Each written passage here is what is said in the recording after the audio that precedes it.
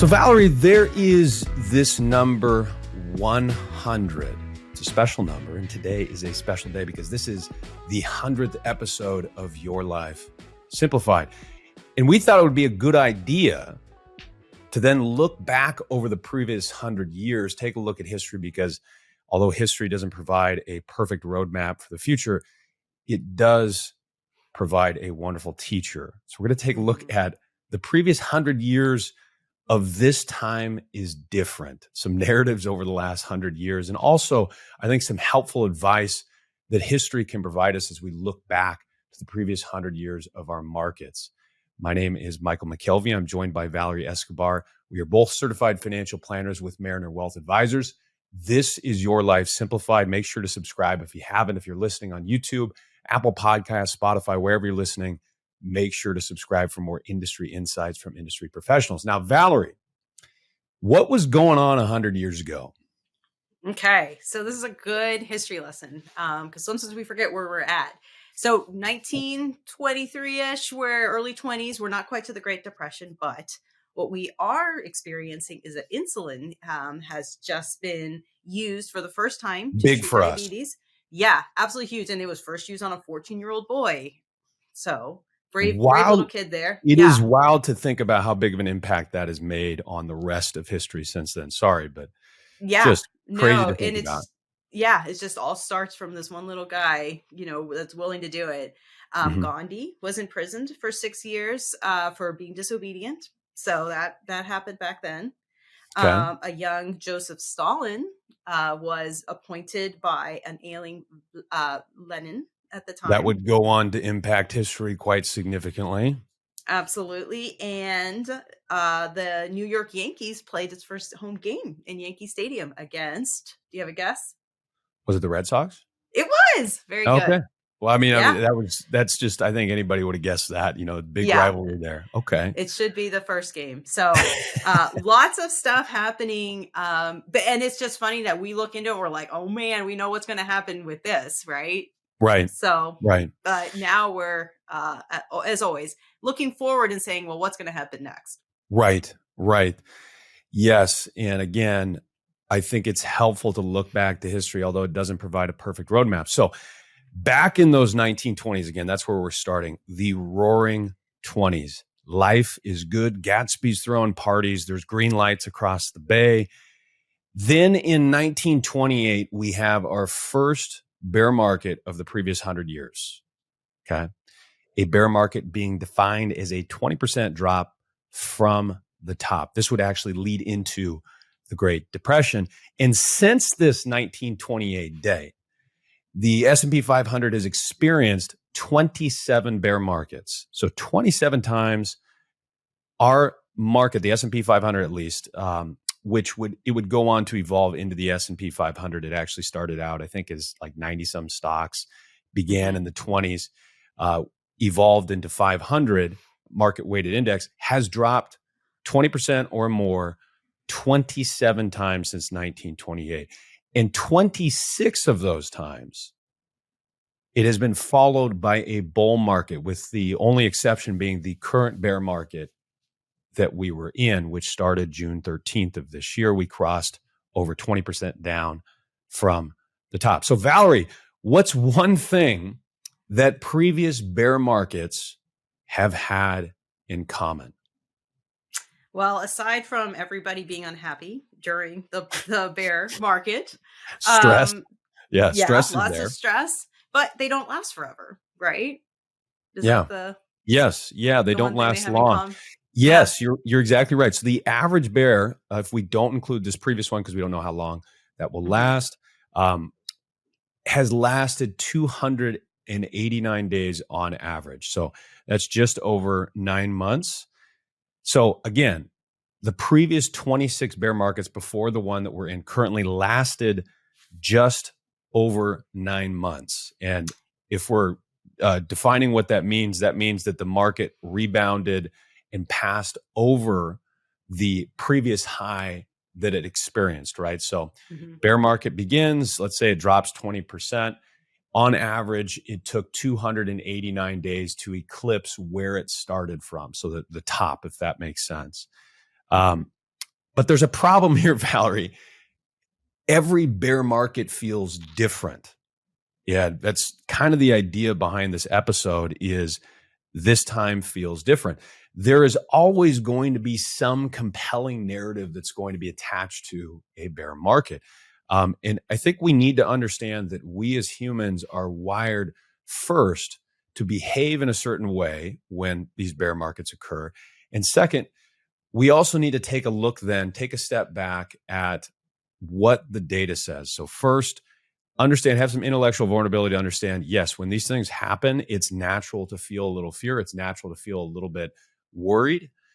But second, the other thing you need to do is take a step back and look at the data. And so that's what we're going to do a little bit right now. There was a paper that came out, a wonderful paper called Negative Bubbles, What Happens After a Crash. It was written by William Goatsman and Dasal Kick. And I hope I am saying their name right. I'm probably not saying it perfectly in their accent, but they looked at 101 global stock markets from 1962 to 2015 and over 1,000 bear markets. And they really fixated in on the previous 100 years, which again, this paper was published in a few years back in 2017, but they looked at it from 1692 to 2015, over 1,000 bear markets. So a huge sample size here, a large sample size.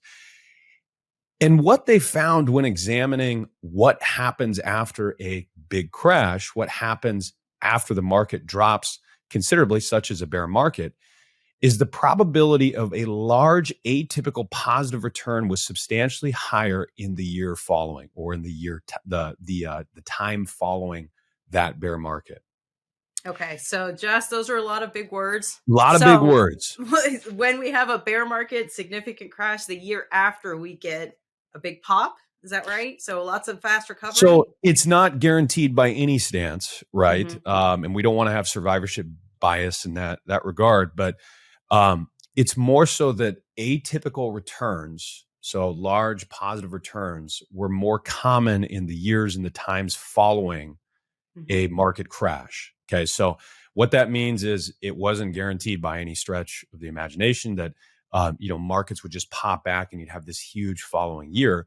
But it was actually more likely that you would have an atypical high return for that market in the time following, the short time following, the year following in this case, right? So remember that this data set, though, is not concerned with the narratives. I'm sure that there were accompanying narratives to each of the 1,000+ crashes that they looked at.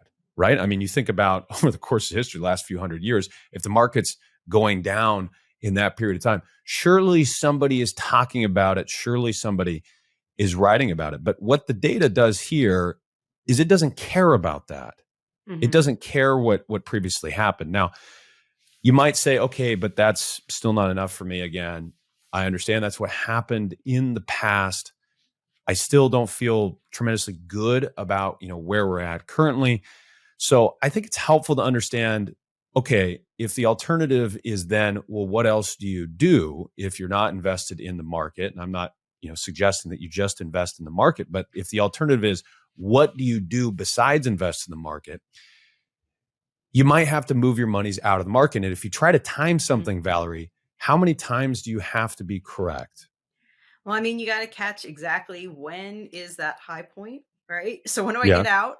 And when exactly is that low point? When do I get back in? So at least those 2 times, and then you got to keep doing it over and over again, because this isn't going to be one and done thing that it's just going to continue to go up forever once our final bear market happens. Yes, you have to time it twice, right? So you choose to get out, and then you have to choose to get back in at some point in time, which is just an incredibly challenging thing to do. So that's where I always, pause when the question is, why, or the thought, the maybe sentiment is, I want to avoid risk. I'm very, nervous about where the markets are at. I'm scared, and I don't want to take any risk. Sometimes this is so odd, and I've experienced this in my practice. What's helpful is remembering that you cannot avoid risk, because not taking a risk is also a risk. Now, you can Right. reduce what's called uncompensated risk, and that's part of the role of an advisor, is working with you to understand your risk tolerance and figure out what are these risks that you're not really getting compensated for that you're maybe taking with your investments. But you cannot avoid risk. Very similar to life, there is risk in paralysis. There is risk to standing still. And if the idea is I will remove my monies from this and put it in cash, what is the risk that has been ever prevalent the previous 12 months, Valerie? Oh man, inflation. That's all everybody talks about right now. Yeah. They're going to make you well aware of that, right? So, you would be signing up for inflationary risk, which has been present, this previous 100 years we've talked about, pretty much just about every year within that period of time. Not exactly every single year, but fairly close. It seems to be a constant. We know our Federal Reserve targets to have inflation. So the decision about how much risk you should take, especially as you're looking over the 100 years and you're like, hey, I don't know how much risk I should take. That should be driven by three things: the ability, the willingness, and the need to take risk. Mm-hmm. Some combination of those three for yourself, right? And again, we know that narratives can be correct, but they shouldn't lead to quick decision making with your finances. And I think what happens a lot of times for folks is it's not just one narrative that they see and they're like, I got to go back and I got to change my entire financial picture. It's the combination of maybe 50 narratives, because we see so many stories now so easily, they're so readily available, that can compound and maybe move you and gain enough momentum to move you away from the fundamentals. So I thought it would be fun to maybe look at some previous headlines, some previous narratives over the last 100 years, and just see how those played out. Again, not every narrative is correct, and that's what we're going to take a look at. So I want to play a game with you. That's all right, Valerie. Let's do it. Okay. So I'm going to say the narrative, and you have to guess the date. You also can maybe guess what story it's attached to. And if you're listening to this, play along with us. So the first one here: U.S. oil supplies will run out in 10 years. Wow. I mean, the 70s? I don't know. I wouldn't have guessed this. I wouldn't have guessed this. It's actually a little bit beyond our 100-year timeline here. So that was 1919 U.S. Geological Survey. All of the papers were writing about this. And the belief was because all of the new automobiles, we would run out of oil. Now, of course, we know that didn't happen. We found more oil. So second narrative I got for you here, okay? The internet will have no impact on investing. Early 90s. So a little bit before that, and this is actually Paul Krugman. So this is 1988. Paul Krugman would go on to win Nobel Peace Prize. He's a famous economist. But this one maybe wasn't his best estimate. And he attributed it to Metcalfe's law, which states that the number of potential connections in network is proportional to the square of the number of participants. And he just basically went on to say, hey, this internet thing, it's not as big as people think it's going to be. It's not going to really have an impact on investing. So maybe not the best narrative there. Now, I got another one for you here. Panic sweeps financial markets, smashing records of 1929 crash. Panic sweeps financial markets, smashing records of 1929 crash. Would this be after the dot-com bubble? No, so it's actually Black Monday. So Black Monday, 1987, reported by the Globe and Mail. Okay. If you saw that, how would you feel? I mean, the world's over. Yes. I mean, panic. I mean, they're just throwing panic into the first word there. Of course, we know the market went on to rebound since 1987, certainly. Dow to crash in 2013. So there's another popular headline that came out. When did that come out? I mean, when the heck? In 2012, maybe? 2011. I mean, when would... 2011. Really? Yes, so you're close. You're close. Mm-hmm. So Harvey Dent Oh, sorry, not Harvey Dent. That's from Batman. Harry Dent. Harry Dent. Sorry, Harvey. Harvey, don't get mad at me. Don't come find me. I know you're upset why about your not? The girlfriend. I know you're upset Joker. about your girlfriend. Harry Dent, CEO of economic research company. Maybe not his best take here. He wrote a book ambiguously titled "The Great Crash Ahead." Okay, so we could look at a number of these narratives. I would enjoy playing Yeah. a few more of these out. There were some fun And ones I Michael, found. what's so interesting, I think, is when we talk through all these, I mean, these are based on scientific studies. These are based Yes, on people that have immense, intelligence, and they have, a lot of reputation behind what they do, and they're extremely intelligent. So why would we doubt that, right? right. Yes. But There were several too that I found in the Cold War era. So you can understand where that would be pretty nerve wracking, especially from oh like a yeah, financial stance. Missiles pointed at our country. That's something yeah, that would probably shake you a little bit. That was the Cold War. Gosh, there were a ton of headlines then. Again, we know that since then, it's made more sense to be invested in the market in some fashion than maybe just sitting in cash or a risk-free asset such as the Treasury. At least that's what a lot of people look to from a risk-free standpoint. So again, I think it's always important to look back to history. And here's one thing that I take away from all of this. The stock market and the economy are two separate things. The stock market is a forward-looking mechanism. So the economic indicators that you see come out from the economy is not this way. So when you see economic data reported, you might not see the market behave in the way that you think it would. So the market, as of today, when we do this podcast, believes that there will be some decline economically in the coming months. That's why it's down, depending on when you're listening to this. But that's why it has dropped. It hasn't dropped because all of this economic data has come out and of current events, that is lagging indicators, things like layoffs, all these different things. So you will see headlines that come out such as the layoffs in tech, such as potentially drops in profit. And you might not see the market drop more.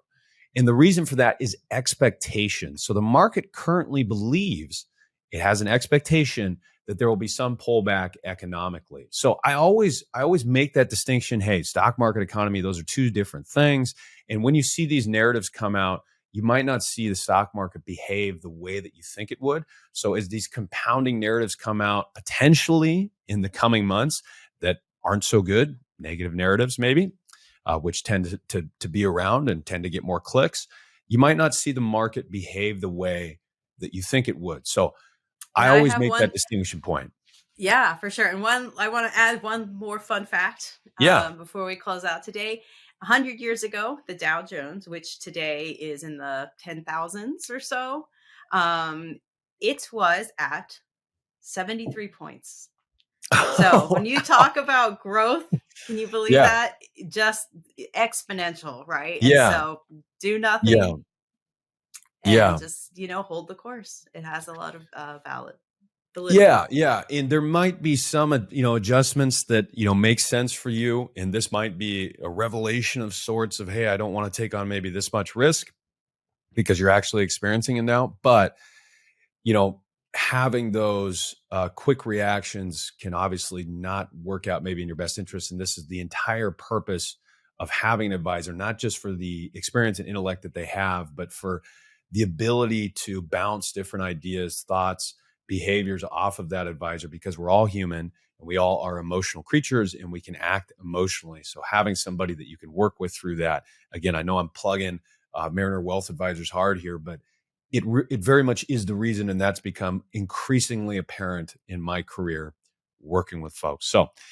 hopefully you enjoyed today's episode. Again, special episode, 100th episode here of Your Life Simplified. My name is Michael MacKelvie. I'm a certified financial planner. I was joined by another certified financial planner here, Valerie Escobar. Make sure to subscribe if you haven't. Apple, YouTube, Spotify, wherever you're listening. You guys take care.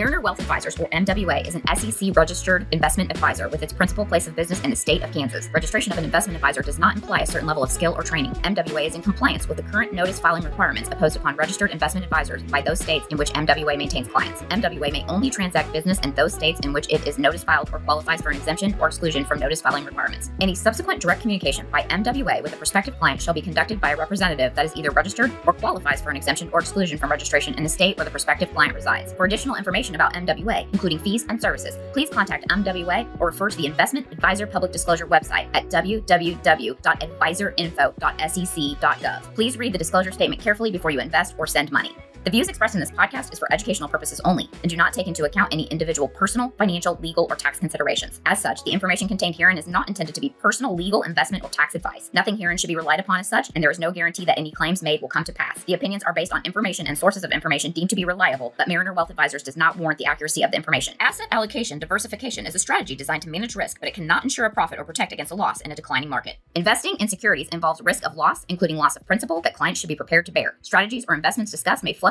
in price or value. Past performance is not indicative of future results. Certified Financial Planner, trademark, CFP, registered trademark, and federally registered CFP with flame design marks, collectively the CFP registered marks, are professional certification marks granted in the United States by Certified Financial Planner Board of Standards, Inc., also CFP Board. The CFP, registered trademark, certification is a voluntary certification. No federal or state law or regulation requires financial planners to hold the CFP certification.